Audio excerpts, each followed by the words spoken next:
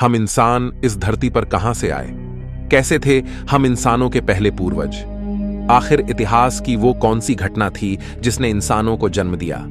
Intelligence का जन्म कैसे हुआ? किसने नग्न घुमक्कड़ इंसानों को कपड़े पहनना सिखाया, बोलना सिखाया? कैसे अंतरिक्ष ने धरती पर लाइफ का बीज बोया? दोस्तों, आज से 3.5 अरब साल पहले पृथ्वी पर एक ही प्रकार की लाइफ थी, यानी सिंगल सेल लाइफ। लेकिन अरबों सालों के थपेड़े खाते हुए आज करोड़ों स्पीसीज धरती पर मौजूद है। हम इंसान 37 खरब से भी ज्यादा बैक्टीरियाज की कॉलोनी है। लेकिन इन करोड़ों स्पीसीज से अलग है हम इंसान, जिसमें भाषा और संस्कृति भी मौजूद है। ऐसे में इतने कॉम्प्लेक्स इंसान की उत्पत्ति कैसे हुई? वो सब चीजें जो हमें इंसान बनाती है, आखिर कैसे नेचर से हमें मिली? कैसे अरबों साल के विकास क्रम ने जीवन को एक नई दिशा दी? चलिए जानते हैं आज के इस एपिसोड में। हमारी पृथ्वी पर 3.5 अरब साल पहले रहस्यमय ढंग से लाइफ पैदा हुई। उससे पहले पृथ्वी पर लाइफ का कोई नामो निशान नहीं था, यानी इसकी उत्पत्ति से लेकर 1 अरब साल तक पृथ्वी लाइफ से सूनी थी। पृथ्वी पर कॉन्शियसनेस पैदा ही नहीं हुई थी। 1 अरब साल तक पृथ्वी अनकॉन्शियस थी, लेकिन 3.5 अरब साल पहले कुछ ऐसा हुआ जिसने पृथ्वी पर एक ग्रेटेस्ट शो को जन्म दिया। उस शो का नाम है एवोल्यूशन। जब से लाइफ पैदा हुई तब से लेकर अब तक प्राकृतिक आपदाएं हमेशा से लाइफ की दुश्मन बनी रहीं, और यही कारण है कि 5 बार प्रलय ने लाइफ को खत्म करने की कोशिश की, लेकिन लाइफ हमेशा सरवाइव करती गई। न सिर्फ सरवाइव, बल्कि कॉम्प्लेक्स फॉर्म में विविध प्रकार के जानवर धरती पर पैदा होते चले गए। शुरुआत में जन्मी सिंगल सेल बैक्टीरिया लाइफ की सबसे सिंपल फॉर्म थी, और धीरे धीरे नेचर ने इसे कॉम्प्लेक्स बनाना शुरू किया। अरबों सालों में लाइफ समुद्र से भूमि पर और भूमि से आसमान में कदम रखने लगी। इन अरबों सालों में इंसान का कोई नामो निशान नहीं था। आज से 65 मिलियन साल पहले डायनासोर्स जैसी प्रजाति का भी अंत हो गया था। डायनासोर्स के युग का अंत होने के बाद अब धरती पर मैमल्स का राज होना बाकी था। मैमलियंस धरती पर मौजूद सभी स्तनधारियों और इंसानों के पूर्वज थे, जो साइज में चूहे के जितने छोटे थे। लेकिन नेचुरल सिलेक्शन और एवोल्यूशन के चलते मैमल्स की भी कई अलग अलग प्रजातियां पैदा होने लगी। डायनासोर के मरने के बाद अब धरती मैमल्स के लिए खुला मैदान थी। जो मेमल्स डायनासोर के डर से बिलों में छुप कर रहते थे, वे अब बेखौफ घूम सकते थे। अब वे दिन दहाड़े एक नए एनवायरनमेंट में रहने लगे। अब मैमल्स ने अपनी आजादी का फायदा उठाकर अलग अलग वातावरण में रहना शुरू किया। इस वजह से नेचुरल सिलेक्शन के चलते मैमल्स भी कई प्रकार के जीवों में विकसित होने लगे। लेकिन दोस्तों, डायनासोर अभी पूरी तरह नहीं मरे थे, बल्कि उड़ने वाले डायनासोर की कई प्रजातियां अभी भी सरवाइव कर गई थीं। पर बदलते मौसम और वातावरण की वजह से वे भी धीरे धीरे बर्ड्स में इवॉल्व करने लगे। इन मैमल्स को विचित्र प्रकार के जीवों में तब्दील होने में अगले करोड़ों साल लगे, जहां मैमल्स इवॉल्व होते होते प्राइमेट में तब्दील हुए। इन्हीं प्राइमेट्स से आगे चलकर इंसान की उत्पत्ति होनी थी।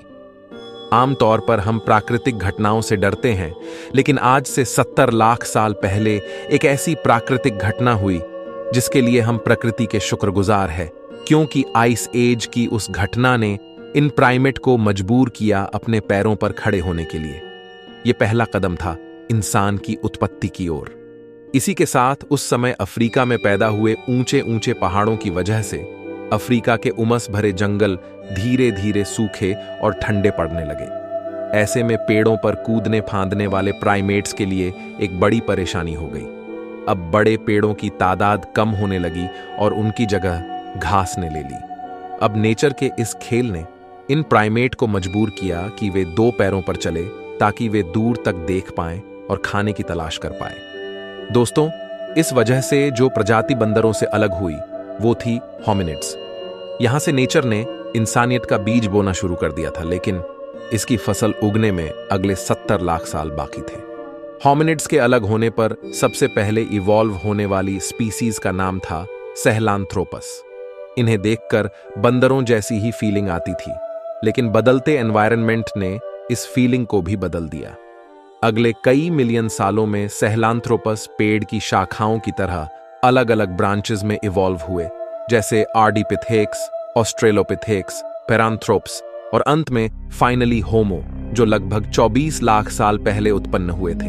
पर इन मिलियन सालों के विकास क्रम में जीवन के इस पेड़ की बाकी सभी शाखाएं टूट गई यानी एक्सटिंक्ट हो गई, और बची एक शाखा यानी होमो, यानी जिससे हम निकलने वाले थे।